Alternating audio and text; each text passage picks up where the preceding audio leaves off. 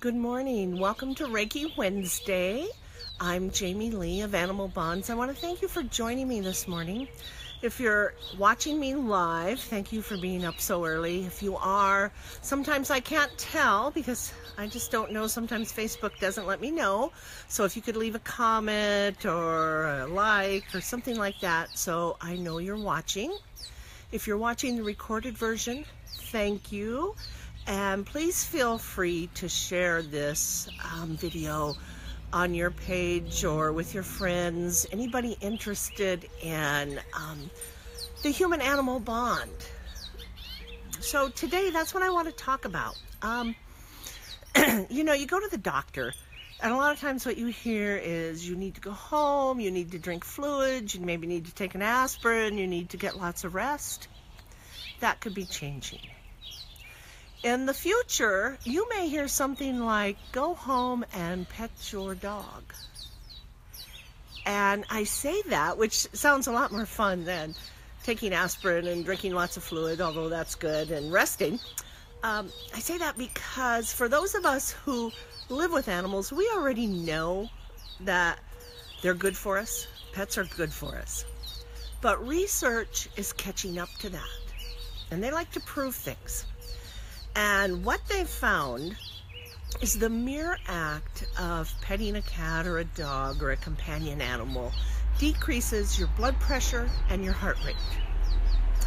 In another study, they also found that pet ownership, not only things like blood pressure and heart rate, but it also decreases minor illnesses. So sinus infections, hay fever, colds. And they found the greatest reduction was 1 month after you rescued a new animal and brought them into your home. For dogs, that number was actually up to 10 months later, you were still receiving the benefits of the pet-animal bond, which is amazing, amazing. So not only do animals help with minor illnesses, researchers went on to study more chronic conditions. And in the 1990s, they discovered that they actually lower coronary heart disease. For at least people who owned pets, coronary heart disease was lower than the same group of people who did not own pets. And so more research has been done, and they discovered that triglycerides were lower in elderly who own pets than those who did not. And that's what has been touted as causing more heart attacks, was the increase of that.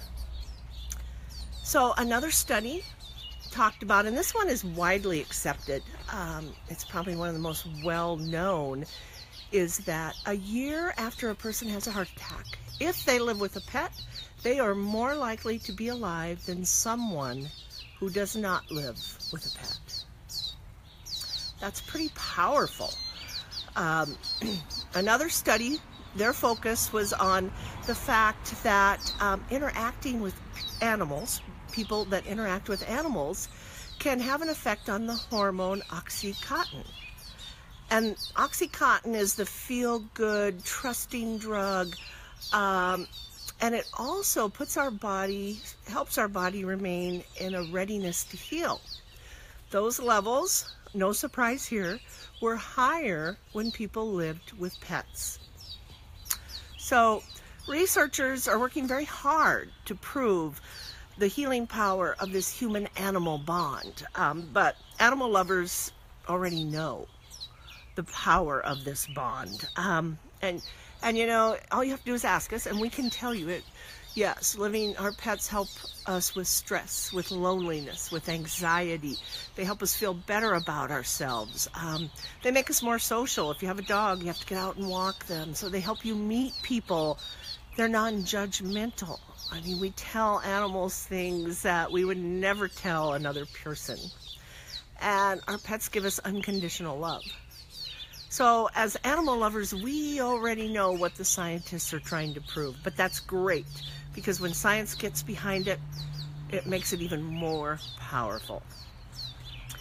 You know, we don't have to look very far, and we see animals helping humans live better lives every day. The dogs, the therapy dogs that are trained for seizures or anxiety or for disabled people, these animals allow people to live independent lives that maybe they wouldn't be able to do without the help of their animal friend. And then Sandy Hook Elementary, after the tragic events that occurred there, counselors brought in dogs because the children were able to talk to the dogs. They felt less threatened, safer. Animals have that ability to make us feel safe, and they were a great help there.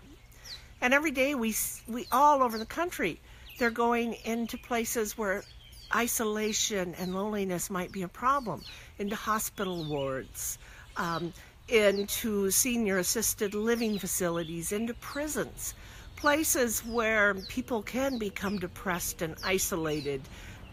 The animals come back and touch that spark of humanity in us and serve as a healing moment for us. You know, most of the research has been done on companion animals, but wild animals also have this ability to connect with us. And I want to tell you about a story of Cheyenne the Wolf. Now, Cheyenne the Wolf has passed. She lived a very long life, but during her time, she was a pup, and she was raised by humans in Colorado. Even though she was raised by humans, she wasn't that social with all humans. Her humans, yes, but not all humans, because wolves typically are very skittish. And if in the wild, if they encounter you, they will most likely run from you rather than attack, especially a one-on-one situation if they're not in a pack. So Cheyenne wasn't like a dog where anybody could come into the house and she'd run right up to them. It wasn't that way. However, some people she would accept. And it became known all over this community in Colorado about Cheyenne, and sometimes she would accept people, and sometimes she would not, and she would just leave, remove herself from the area. So in her lifetime, Cheyenne, according to her owners, had approximately 19,000 people visit her. And of those 19,000 people, she only accepted 1,500. And they knew she accepted people because she would come up, she would lick them, she would nuzzle them, and if she didn't accept you, if there was any little thing that she didn't like about you, she would just remove herself from the area. That may or may in itself not mean anything, but here's another really cool thing about Cheyenne the Wolf. Her owners claim that by 2005, so this was a while back, she had detected cancer in approximately 20 people. Now, did they know that at the time? No, but she would, certain people that had cancer, she would go up and she would lick the area and get very excitable about that area. So 20 people later went to the doctor, had that area checked, and there was cancer. Now, that may seem unusual, but not really.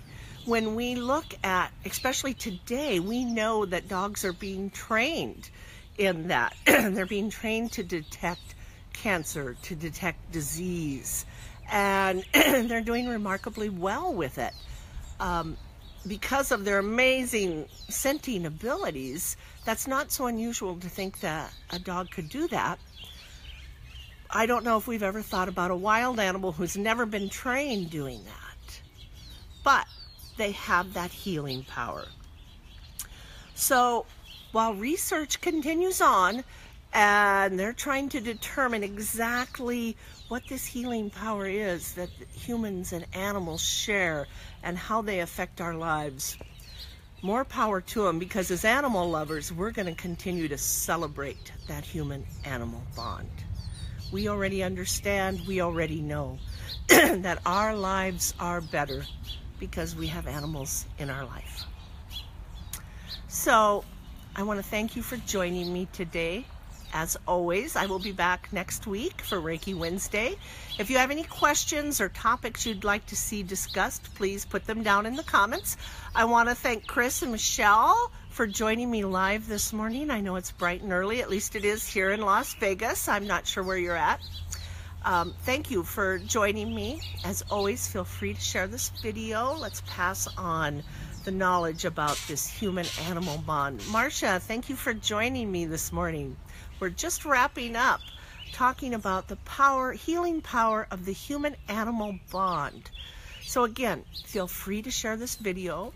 Comments, questions about how animals heal our lives, please put them down. If there's a topic you'd like to hear about, put that down in the comments. I will check it before next week. Again, so walk gently and do no harm on this planet. Namaste.